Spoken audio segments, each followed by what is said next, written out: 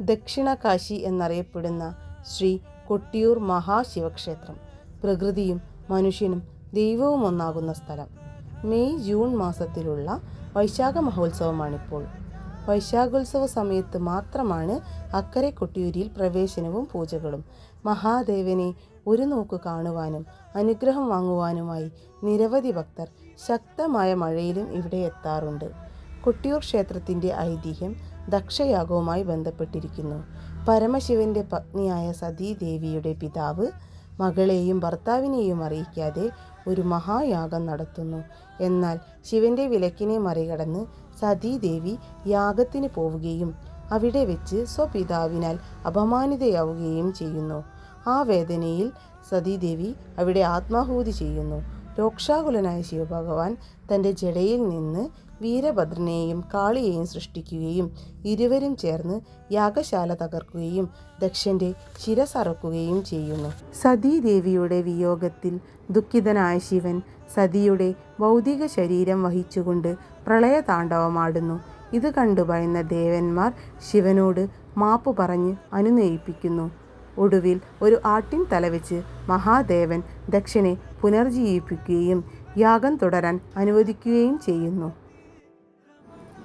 മഹാദേവനെ ഈ അവസ്ഥയിൽ നിന്ന് മോചിപ്പിക്കുവാൻ വേണ്ടി മഹാവിഷ്ണു സതീദേവിയുടെ ശരീരം തൻ്റെ സുദർശന ചക്രത്താൽ 51 കഷ്ണങ്ങളാക്കി ചിതറിപ്പിക്കുന്നു. അവ ചെന്ന് പതിച്ച സ്ഥലങ്ങളെല്ലാം ഭഗവതിയുടെ സാന്നിധ്യമുള്ള 51 ശക്തിപീഠ ക്ഷേത്രങ്ങളായി മാറി. തുടർന്ന് വൈരാഗിയായ ശിവൻ സ്വയംഭൂവാകുന്നു. പിന്നീട് കൊടും വനമായി തീർന്ന യാഗസ്ഥലം കുറിച്യരുടെ വാസസ്ഥലമായി മാറുന്നു. ഒരു കുറിച്യ യുവാവ് അമ്പിന് മൂർച്ച കൂട്ടാൻ കല്ലിലുരച്ചപ്പോൾ രക്തം വരികയും അത് കണ്ട് ഭയന്ന യുവാവ് നാട്ടിലെ നമ്പൂതിരിയെ വിവരമറിയിക്കുകയും നമ്പൂതിരി കല്ലിൽ ആദ്യം നെയ്യും പിന്നീട് പാലും ഒഴിച്ചെങ്കിലും ഫലമുണ്ടായില്ല. പിന്നീട് ഒരു കുറിച്യ പടയാളി കൊണ്ടുവന്ന ഇളനീര് അഭിഷേകം ചെയ്തപ്പോഴാണ് രക്തം നിന്നത്. അന്ന് രക്തം പൊടിഞ്ഞ ആ കല്ല് പരമശിവന്റെ സ്വയംഭൂവായ ലിംഗമാണെന്ന് പറയപ്പെടുന്നു. ആദി ശങ്കരാചാര്യരാണ് ഇവിടുത്തെ പൂജാതി കർമ്മങ്ങൾ ചിട്ടപ്പെടുത്തിയത്.